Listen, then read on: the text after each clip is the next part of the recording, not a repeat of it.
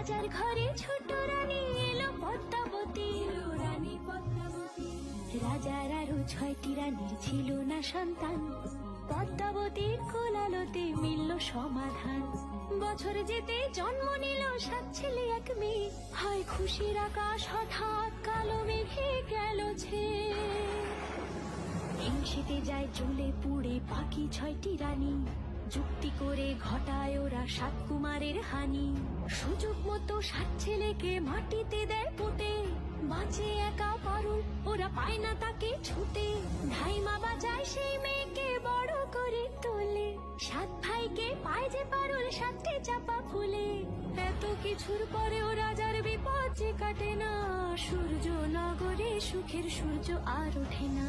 হিংসা বিবাদ বিচ্ছেদ আর প্রেমের কাহিনীতে পারুল বোন কি পারবে 7 ভাই চম্পাকে জাগাতে।